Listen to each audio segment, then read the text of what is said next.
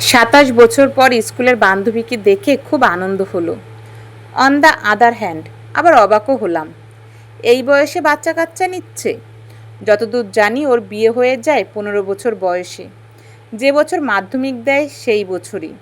ও আমার সমবয়সী হবে, মানে 42। এতদিন কি তাহলে কোনো ইস্যু হয়নি? যাই হোক, আমার স্ত্রী একেবারে পাশের বেডে অচৈতন্য হয়ে আছে। সুনীতি ঘণ্টাখানি হয়েছে সিজার হয়েছে। ওর বেডের আশেপাশে ওর হাজব্যান্ডকে দেখছি না, সম্ভবত ব্যস্ত আছে, আসতে পারেনি। এখন দেখলেও বাবলুদাকে আর চিনব না। সেই বিয়ের রাতে দেখেছিলাম। ওর যে ভালো জায়গায় বিয়ে হয়েছিল শুনেছিলাম। অবশ্য বড়লোক না হলে এ নার্সিংহোমে সাধারণত কেউ আসে না। যাকগে, জ্ঞান ফিরলে কথা বলবো। 27 বছর পর কথা বলবো। ও যে প্রথম চিঠি আমায় দিয়েছিল তার কথা তুলব। শেষে হেসে বলবো, মনে মনে আমিও কিন্তু তোকে পছন্দ করতাম। পরদিন ভিজিটিং আওয়ারে গিয়ে দেখলাম সুনীতি ঘুমাচ্ছে। স্যালাইন খুলে দিয়েছে, মানে ও সুস্থ। ঘুমাচ্ছে বলে আর ডেকে তুললাম না। নার্সিংহোমে বেশি কথা বলাও যায় না, রেস্ট্রিকশন আছে। স্ত্রীর সঙ্গে দরকারি কিছু কথা বলে নিজের সদ্যজাত পুত্রের ছোট্ট মুখখানি অন্তত এক দৃষ্টে 15 মিনিট দেখে বেরিয়ে এলাম। দীর্ঘ লড়াইয়ের ফল এই পুচকে।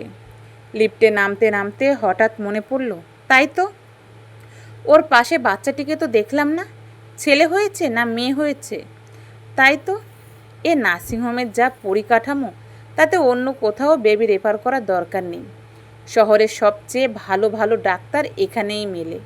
এর বাইরে ভালো ট্রিটমেন্ট কোথায় আর পাওয়া যায়? মনের মধ্যে কেমন যেন একটা খচখচ করতে লাগলো। তবে কি ওর বাচ্চা অসুস্থ? পরের দিন একই সময় গিয়ে ভারী লজ্জায় পড়লাম। সুনীতি উঠে বসেছে এবং কাপড়ের তলায় বাচ্চাকে দুধ খাওয়াচ্ছে। তড়িঘড়ি উল্টো দিকে মুখ করে স্ত্রীর সঙ্গে কথা বলে বেরিয়ে এলাম নার্সিংহোম থেকে। পরদিন পুত্রকে বাড়ি নিয়ে যাব। মারাত্মক ধুমধাম।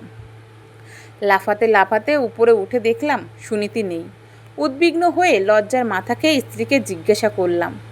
কাজলি কেমন উদাস দৃষ্টিতে বলল, চলে গেছে। যা, এত কাছে পেয়েও কিছু জিজ্ঞাসা করা হলো না। ছেলে হলো না মেয়ে হলো তাও জানতে পারলাম না। একেই বলে দুর্ভাগ্য কপাল। হঠাৎ দেখি কাজলির চোখে জল। কি আশ্চর্য! কাজলির আবার কি হলো? এতদিন পর ছেলে হয়েছে, ওর তো আনন্দে নাচার কথা। ভারী অবাক হয়ে বললাম, তোমার আবার কি হলো? চোখে জল কেন? কাজলি ব্যথায় ঠিকমতো সোজা হয়ে বসতে পারছিল না। কোনো মতে আমায় ধরে উঠে বেডে বসে চোখ মুছে বলল, একবার মনে হয়েছিল আমার ছেলেকে ওর কাছে দিয়ে দিই। এ 3 দিন কি যে কষ্ট পেয়েছেন ভদ্রমহিলা, কি বলবো তোমায়। আশ্চর্য হয়ে বললাম, ব্যাপার কি বলো তো? ওনাকে কালকেই তো দেখলাম বাচ্চাকে দুধ খাওয়াচ্ছেন। তোমার মাথা ঠিক আছে তো? কাজলি এবার অতি কষ্টে নিজের নাইটির আঁচলে আবার মুখ মুছে বলল, যমজ ছেলে হয়েছিল। স্বামীকে লিভারের অসুখ থেকে বাঁচাতে টাকার অভাবে পেট ভাড়া দিয়েছিল।